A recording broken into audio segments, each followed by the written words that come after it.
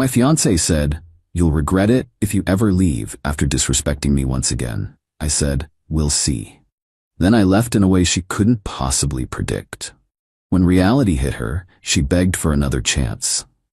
Original post: I, 29 male, sat in my car outside the restaurant watching through the window as my fiancée Celeste, 27, laughed with her friends. Not just laughing, pointing at her phone. At my text asking where she was.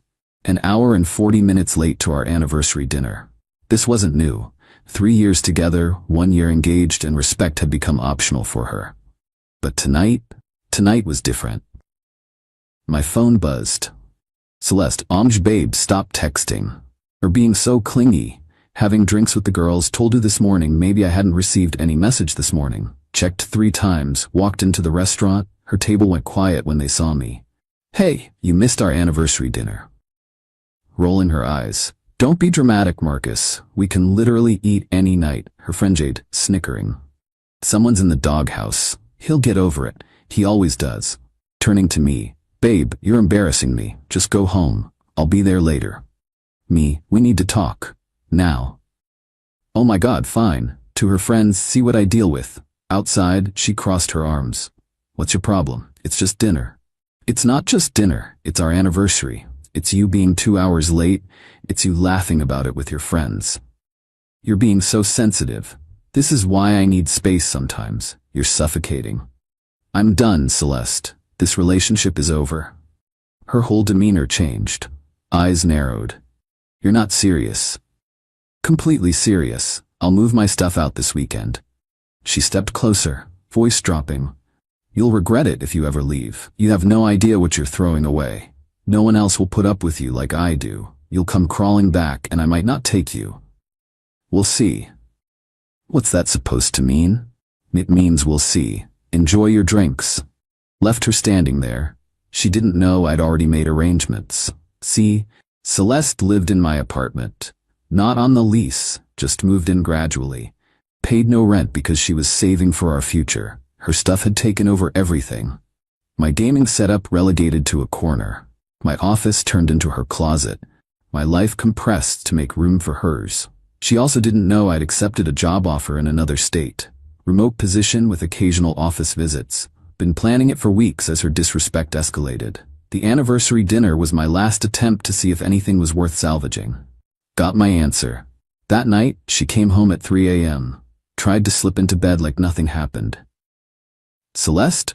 Whispering. "Babe, you awake? I'm sorry about earlier. Let me make it up to you." Pretended to be asleep. She'd apologize like this sometimes. Just words. No change.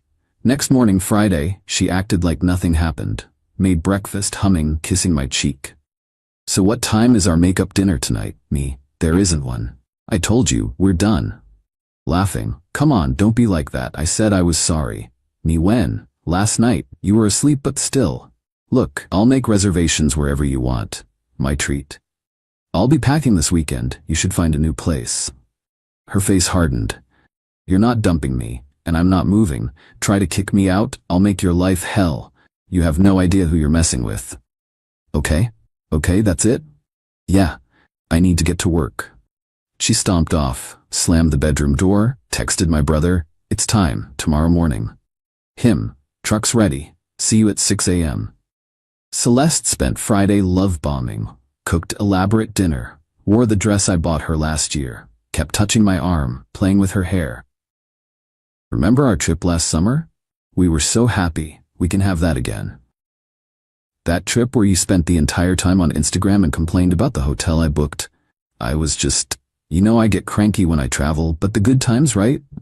I'm tired, going to bed." "Celeste, it's 9 p.m. Long day tomorrow." She followed me to the bedroom.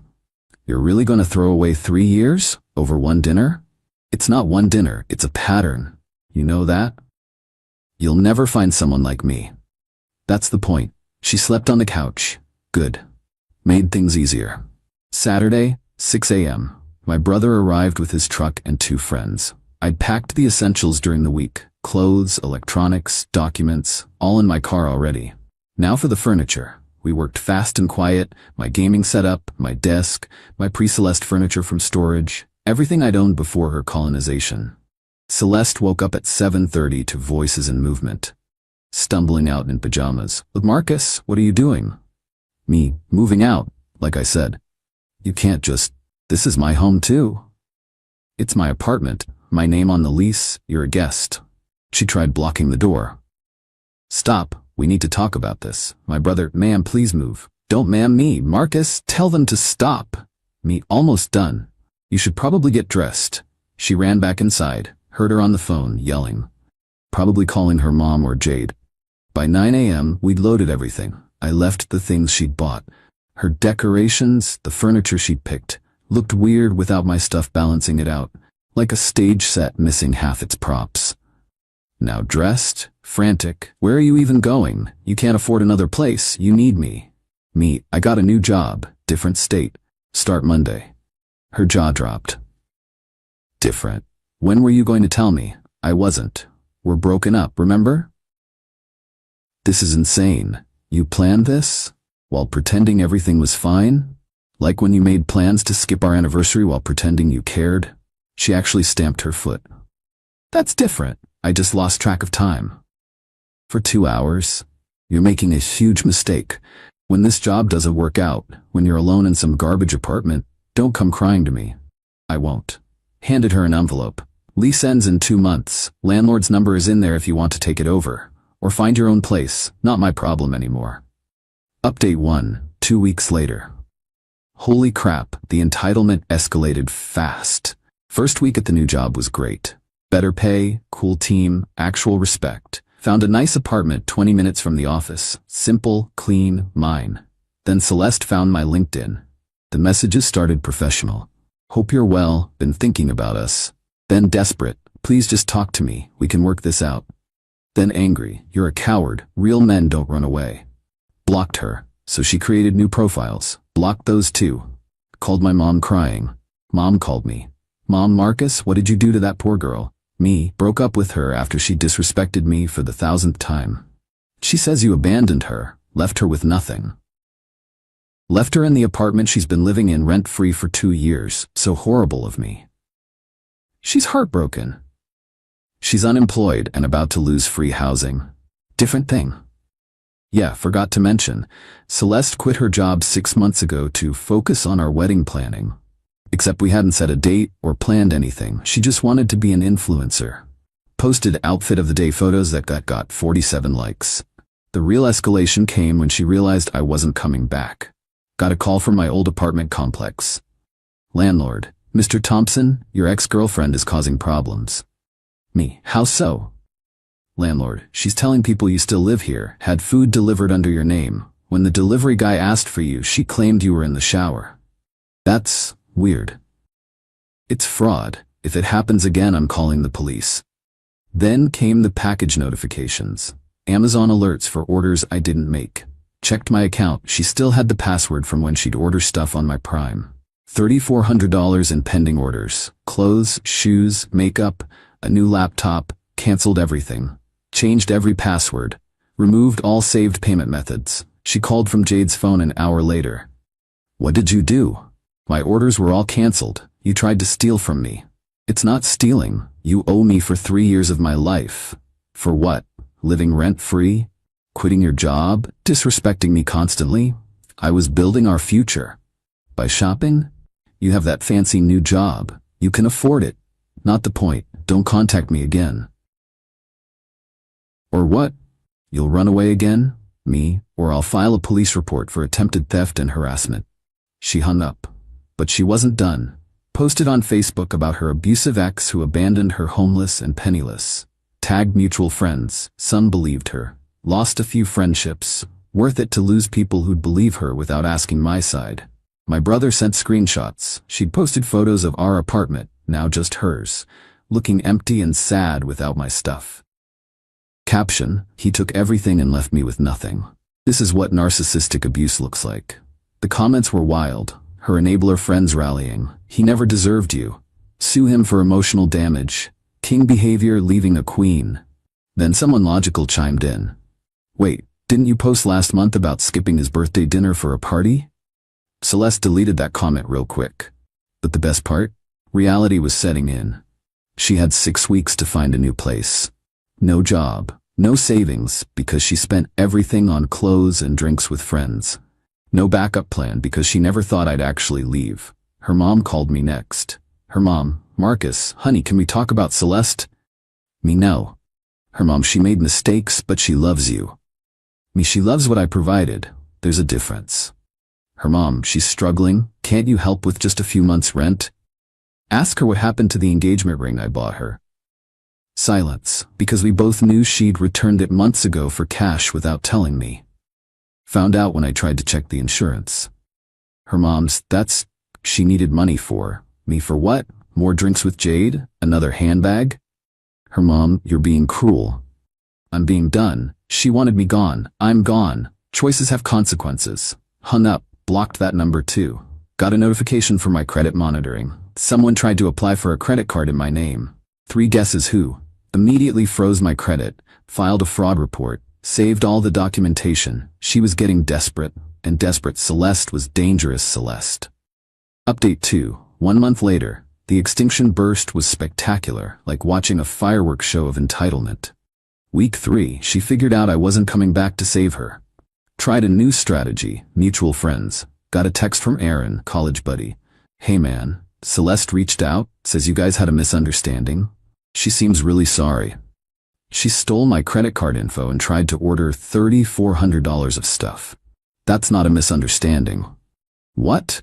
She said you were being financially abusive by not funding her shopping addiction after we broke up. Bro, she's been hitting up everyone for emergency loans. How much she ask you for? $500. Said you froze her accounts.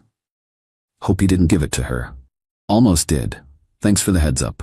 She went through our entire friend group with sob stories. Different amounts, different emergencies. Told Sarah I'd kicked her out with no notice.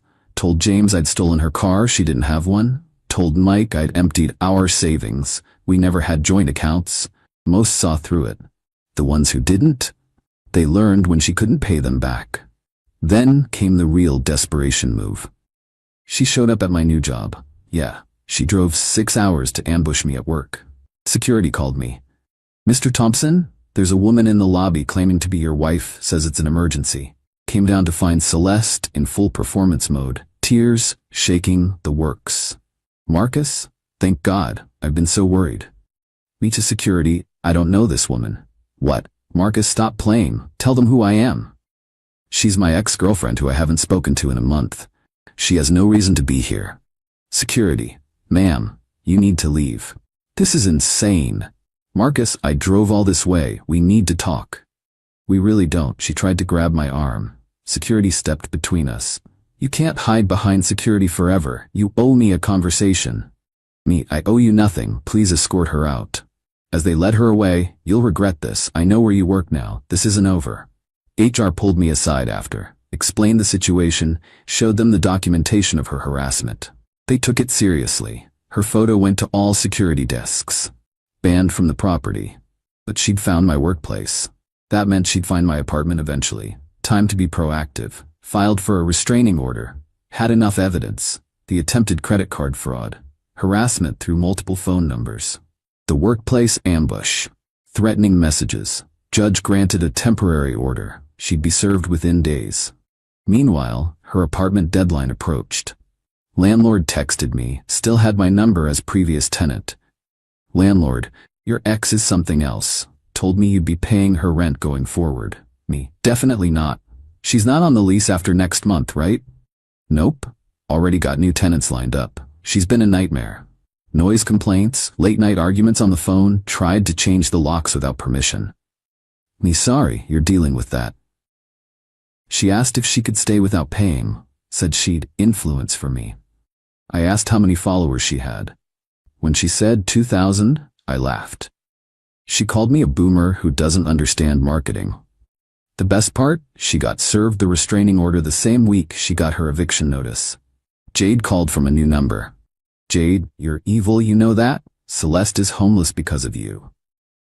She's homeless because she quit her job, spent all her money, and tried to commit fraud. She loved you. She loved my apartment and credit card. She's staying on my couch now. Are you happy? Ecstatic. How long before she wears out that welcome? She's my best friend. Good luck with that. Ask her to chip in for groceries. See how that goes. Jade hung up, but I knew how this would end. Celeste was a terrible houseguest. Give it 2 weeks. I was wrong. It took 10 days. Final update. 2 months later. The complete collapse was almost sad.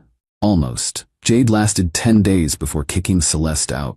Apparently Celeste ate all the food without replacing anything, used Jade's makeup and ruined expensive palettes, had loud phone conversations at 3 a.m., invited random Tinder dates over without asking, borrowed Jade's credit card for emergencies, drinks. Jade texted me apologies. I get it now, she's impossible. Celeste bounced from couch to couch. Each friend learned the hard way why I left.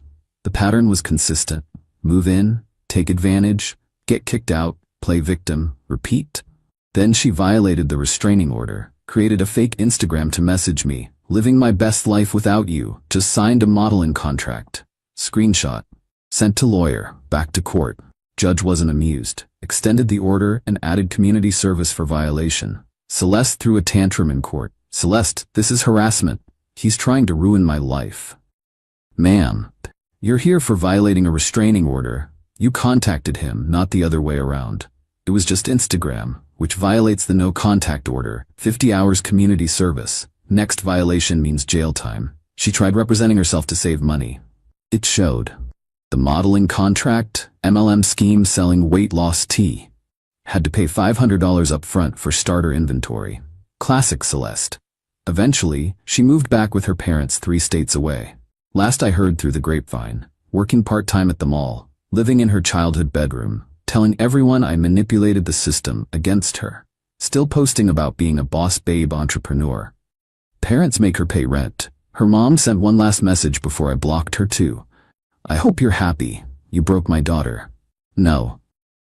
Celeste broke herself. I just stopped catching her when she fell. Me? Thriving. Love the new job. Made friends who respect boundaries. Started dating someone who actually shows up to dinner plans. Funny how peaceful life gets when you remove toxic people. Sometimes I remember her threat. You'll regret it if you ever leave. She was wrong. My only regret, not leaving sooner. The moral? When someone tells you you'll regret leaving them, that's usually the universe's way of saying run faster. Took me 3 years to listen, but when I finally did, best plot twist of my life. Celeste wanted me to see what I'd miss without her. I did.